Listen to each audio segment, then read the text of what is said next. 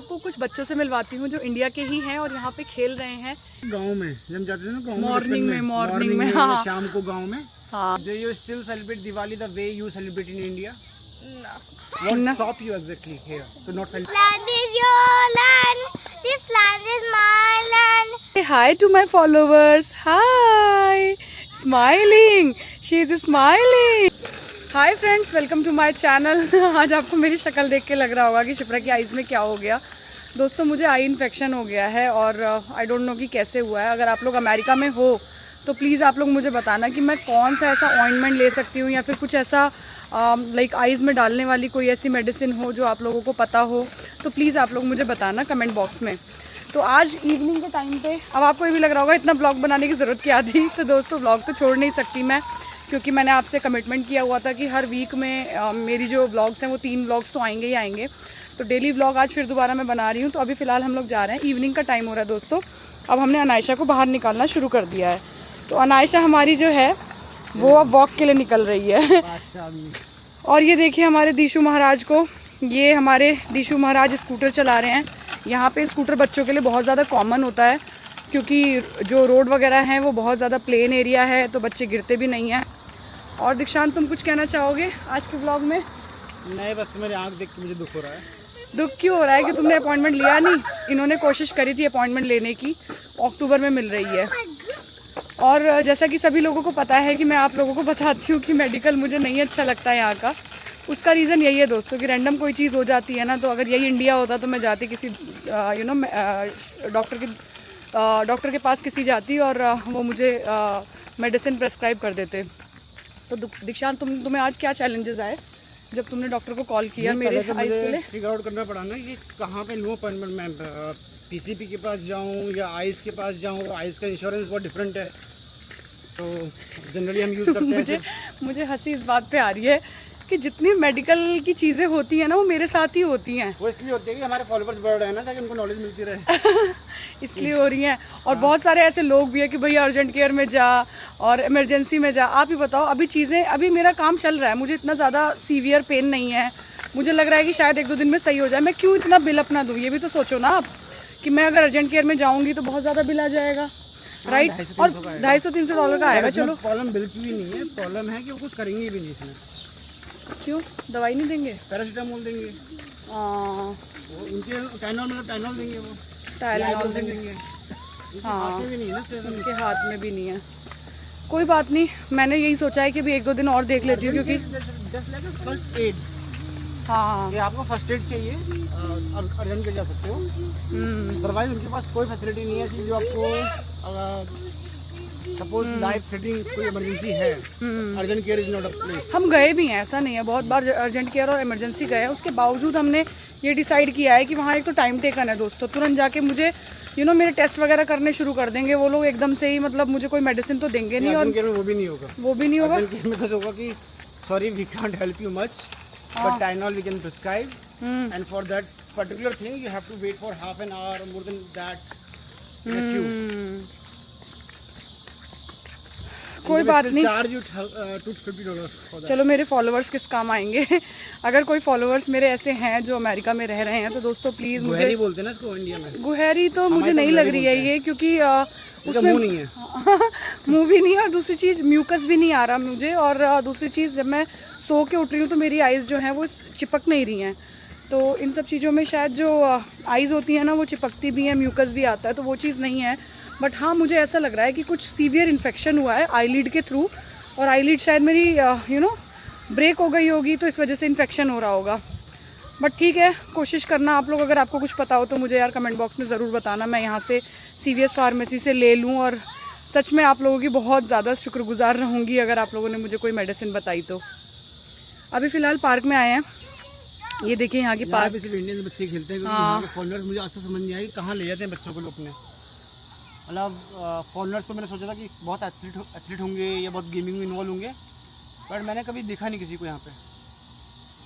मुझे भी ऐसे ही लगता है यहाँ पे, क्योंकि और कुछ है भी नहीं बच्चों के लिए। देखो बच्चे आपस में, एक ही बच्चे फॉरेनर का, हाँ वो भी देखो अकेले ही खेल रहे हैं, उसको मतलब नहीं है किसी चीज़ से। हाँ, बाकी जब हमारे चीते, हाँ, सेम एज के। अनायशा को दिखाते हैं भाई। Anaysha, Anaisha, how you are feeling, beta?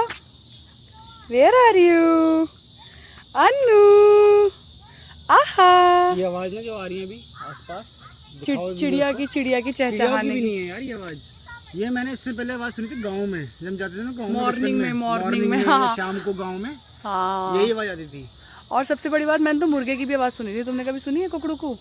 सुबह सुबह सुनी है, वो है ना? फिर बहुत गांव में चला गया मैं। और सबसे बड़ी बात, गाय की भी आवाज आती है, गे गे। यहाँ पे वही आवाज है जो गांव में आती है ना, वो Anaisha, say hi to my followers. Hi, smiling. She is smiling. चलिए, तो मैं आपको कुछ बच्चों से मिलवाती हूँ जो इंडिया के ही हैं और यहाँ पे खेल रहे हैं। इन बच्चों से हम लोग बात करेंगे कि इंडिया क्या है, इंडिया के बारे में लोग क्या जानते हैं।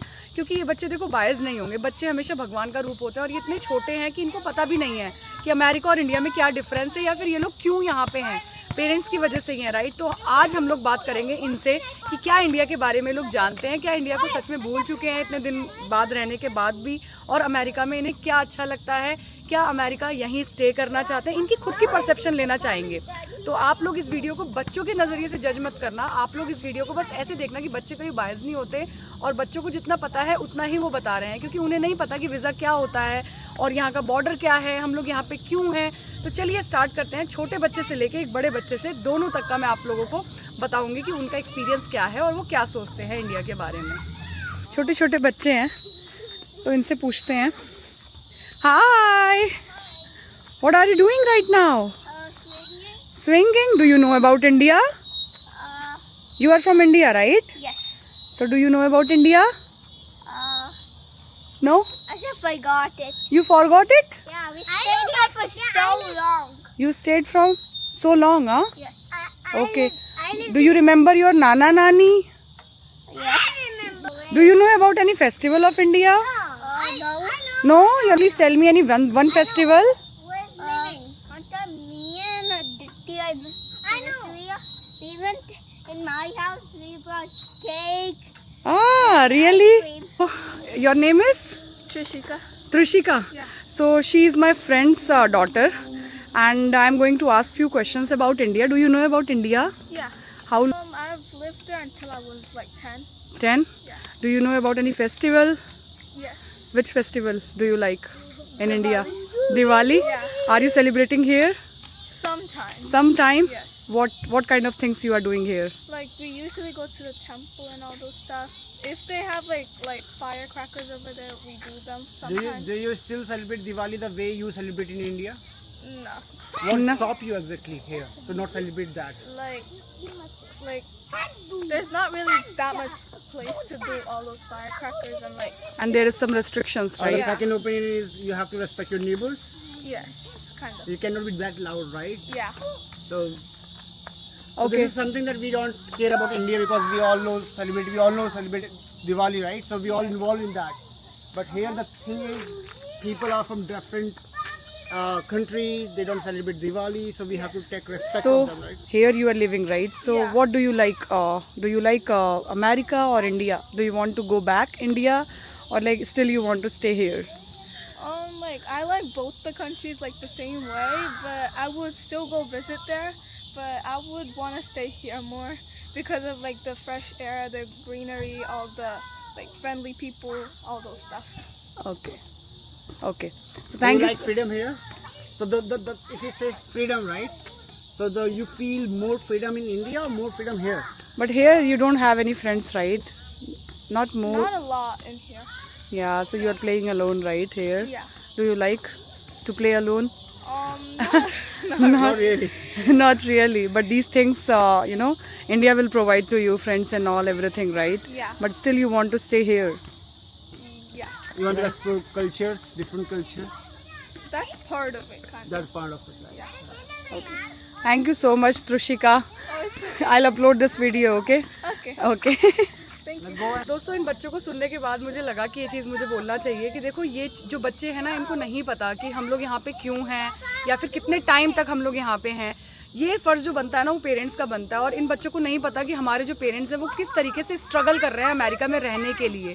इनको नहीं पता कि कितने टाइम का ड्यूरेशन है वीज़ा का, या फिर कितना एक्सटेंड होना है, कितना नहीं होना। जिस दिन इन बच्चों को पता चलेगा ना कि हमें इंडिया जाना है, मैं इन्हीं बच्चों की बात नहीं कर रही, मैं अपने बच्चे की भी बात कर रही हूँ। मैं उन बच्चों की बात कर रही हूँ जो ऑलरेडी यहाँ पे अमेरिका में रह के अपने आप को बहुत ज़्यादा लगाव जिनका हो चुका है अमेरिका से। जिस दिन उन्हें पता चलेगा कि हमें जाना है तो शायद इन बच्चों का दिल बहुत ज़्यादा टूटेगा। एक बात आप लोगों को और बताऊं कि इन बच्चों को बिल्कुल नहीं पता कि H1 वीज़ा क्या होता है, L1 क्या होता है, F1 क्या होता है, इवन एक्सटेंशन क्या होता है, RFE क्या होती है, अमेंडमेंट क्या होता है। इवन इनको ये भी नहीं पता कि इनके पेरेंट्स जो हैं वो किस वीज़ा पे हैं और वो कितने ड्यूरेशन तक के लिए है। तो दोस्तों आपको एक गाना सुनाती हूँ जो मेरे बच्चे को स्कूल में सिखाया गया था। बताओ जिसको कौन सा गाना आपको सिखाया गया था? This land is your land. This land is your land. This land is my land. From California to New York Island. From the redwood forest. तो दोस्तों आपने ये गाना सुना इस बच्चे का। इस बच्चे को सिखाया गया कि this land is my land. ये स्कूल से बच्चा सीखा है। इस बच्चे को नहीं पता कि ये जो लैंड है ये इसकी है कि नहीं है। इवन स्कूल में ये चीज़ नहीं बताई जाती कि इमिग्रेंट्स जो नॉन इमिग्रेंट्स हैं उनके लिए ये लैंड है कि नहीं है। जैसे इमिग्रेंट्स हैं उनके लिए तो ऑब्वियसली सी बात है अमेरिका उनकी लैंड है, बट जो नॉन इमिग्रेंट्स हैं उनके लिए ये उनकी लैंड नहीं है। तो इन बच्चों का हॉलीडे चल रहा था और ये यहाँ पे इसीलिए खेल रहे हैं। और वीकडेज़ में ऑब्वियसली सी बात है जब स्कूल्स नहीं होते तो बच्चे इवनिंग में खेलने के लिए आते हैं। और यहाँ के जो टाइमिंग्स होते हैं ना स्कूल के वो यही होते हैं, 4:30 बजे तक बच्चे आते हैं। कभी कभी थक जाते हैं या फिर पढ़ाई वगैरह में लग जाते हैं, तो मोस्टली बच्चे इवनिंग में नहीं आते खेलने के लिए। चलिए ये बात तो ठीक है, बट मैं आज आप लोगों को कुछ चीज़ें और बताना चाहती हूँ स्कूल से रिलेटेड। दीशु जो है वो इस ईयर किंडरगार्टन जाने वाला है और दीशु 5.5 साल का हो चुका है। पिछले साल ही हालांकि उसे चले जाना चाहिए था, बट उसका 5 ईयर कंप्लीट नहीं हुआ था सितंबर तक। सिर्फ 2 महीने के चक्कर में वो स्कूल नहीं गया और यहाँ पे एडमिशन्स लेते भी नहीं है। सितंबर तक अगर बच्चा आपका 5 साल का हो जाता है तो आपको ले लेंगे एडमिशन में, बट सितंबर के बाद अगर कोई बच्चा होता है आपका तो उस केस में आपका एडमिशन किंडरगार्टन में नहीं हो पाता। तो यहाँ पे जब किंडरगार्टन में इसका एडमिशन हुआ तो मुझे सप्लाई लिस्ट मिली है। फ्राइडे से इसकी क्लासेस स्टार्ट होने वाली हैं। क्लासेस स्टार्ट होने से पहले सप्लाई लिस्ट जो मिलती है, वो जो सप्लाई मटेरियल है वो आपको स्कूल में जमा करना होता है, सबमिट करना होता है। तो चलिए आज आप लोगों को दिखाती हूँ कि जो सप्लाई लिस्ट है उसमें क्या क्या चीज़ें मतलब मंगवाई गई हैं और मैंने क्या क्या चीज़ें खरीदी हैं। तो दोस्तों ये देखिए ये मटेरियल्स हैं, ये बॉक्स मंगाया है, ये हेडफोन मंगाया है। आई थिंक जो लैपटॉप वगैरह प्रोवाइड होंगे उसके लिए हेडफोन्स होंगे वीडियोस वगैरह देखने के लिए। ये देखिए इरेज़र की वैरायटी मंगवाई हैं, ठीक है। ये एक और बॉक्स मंगाया हुआ है, ये मार्कर मंगाया है, हो सकता है वहाँ पे बोर्ड है तो उसके हिसाब से ये एक्सपो मार्कर मंगाया है, एक्सपो। ये पेंसिल्स मंगाई हैं और ये किड्स के लिए सीज़र, ब्लंट टिप वाली जो सीज़र होती है जिससे हाथ वाथ ना कटे, वो मंगवाया है। ये ग्लू स्टिक मंगवाई है और ये कलर्स 2 तरीके के मंगवाए हैं। तो दोस्तों ये अप्लाइंसेस हैं जो ईयरली मंगाए गए हैं, मतलब ईयर के हिसाब से मंगाए गए हैं। होप आप लोगों को ये वीडियो अच्छी लगी होगी और शायद मैं जो चीज़ें आपको दिखा रही हूँ वो शायद कुछ ना कुछ नई होती होंगी। अगर अच्छी लगती हों वीडियोस तो प्लीज़ कमेंट बॉक्स में मुझे बताना। इसी तरीके से आगे भी वीडियोस बनाती रहूँगी। कल दोबारा एक नए ब्लॉग में मिलते हैं। बाय।